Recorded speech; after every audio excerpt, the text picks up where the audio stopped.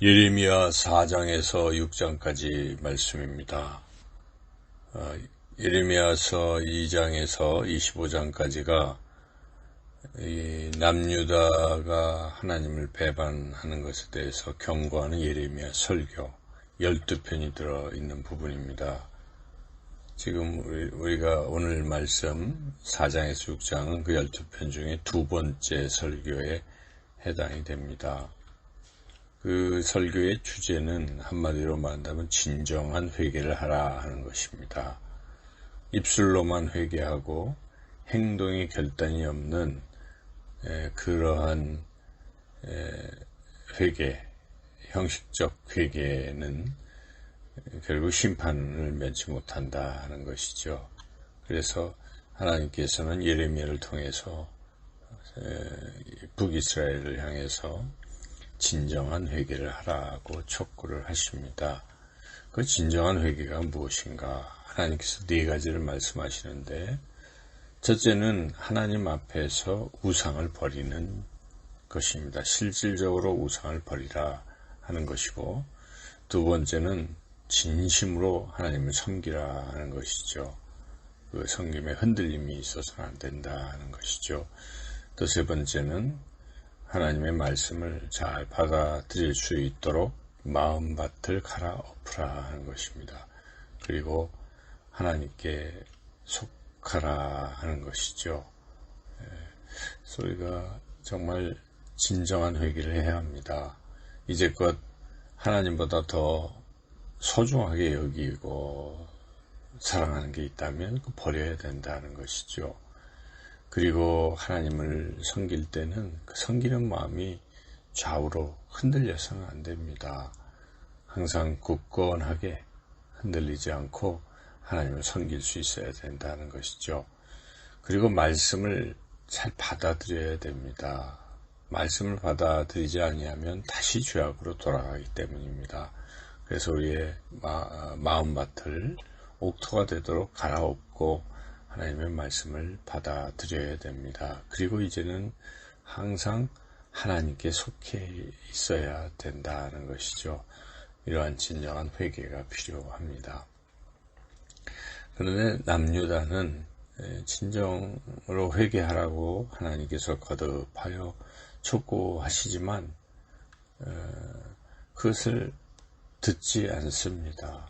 그래서 하나님께서는 듣지 아니한다면 징계하시되 신속히 징계하실 것이다. 이렇게 말씀하십니다. 실제로 남유다는 결국 진정으로 회개하지 않았기 때문에 하나님의 심판을 받습니다. 그러한 하나님의 심판에 대해서 그것을 내다보면서 예레미야는 매우 애통해합니다. 이제 그런 내용이 4장의 이제 마지막 19절 31절까지 부분에 이렇게 나오고 있습니다. 그래서 회개를 우리가 진정으로, 그리고 머뭇거리지 말고 지금 당장 신속히 회개해야 합니다. 신속히 회개하지 않는다면 하나님의 징계를 받게 될 것입니다. 속히 즉각적으로 회개를 해야 하겠습니다. 이제 예레미야서 5장 말씀은 또 계속 반복되는 주제이긴 하지만 그들이 회개를 하지 않기 때문에 하나님의 심판을 받게 된다는 말씀이 이제 나오는데, 그들은 징계를 받으면서도 여전히 회개하지 않고 있다는 것입니다. 그래서 하나님께서 그들을 심판하신다. 수풀의 사자, 사막의 이리, 표범 등을 통해서 심판하시겠다. 주변의 여러 강대국들에 대한 상징적인 표현들일 것입니다. 그렇게 하나님이 심판하시고, 그런데 하나님은 그러한 이스라엘을 심판하시되 완전히 다 무너뜨리지는 아니하시겠다. 그들이 하나님 무시하고 선지자 말도 무시해서 심판하시겠지만 다 진멸하시지는 않으시겠다. 그들이 하나님을 버리고 이방신을 섬겼기에 이방 땅에서 이방신을 섬기게 될 것이다. 그들이 하나님을 경외하지 않고 배반하였기에 좋은 것을 받지 못할 것이다. 이러한 심판에 대한 경고의 말씀들이 나옵니다. 그러나 하나님께서 그런 가운데서도 완전히 멸망시키지는 아니하시겠다 하는 그런 말씀이죠. 여튼 그러나 우리가 하나님의 징계, 심판을 받는 그 이유가 무엇인지를 본문을 통해서 깨닫습니다. 하나님 버리고 이방신 섬기는 것, 그리고 거짓 선지자들의 달콤한 거짓 예언을 좋아하면서 참된 선지자들의 참된 말씀은 무시하는 것, 속임수로 부를 축적하는 것, 이러한 죄에 대해서는 진정으로 회개를 해야 할 것입니다. 이제 마지막 예레미야서 6장 말씀은 역시 회개하지 않는 것에 대한 하나님의 경고이죠. 그래서 이스라엘이 마치 샘물이 끊임없이 솟구치는 것처럼 죄를 끊임없이 회개하지 않고 그대로 두면 결국 멸망될 것이다 라는 그런 말씀이 계속 이어지고 있습니다.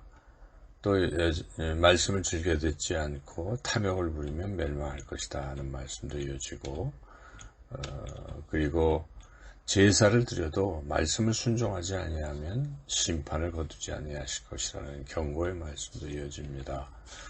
또 마지막 부분에서는 마치 풀무불로 단련을 해서 불순물을 제거해야 되는데, 그렇게 단련을 받으면서도 풀무불로 단련을 받아도 거기서 불순물이 제거되지 않는다면은 그건 내버려집니다.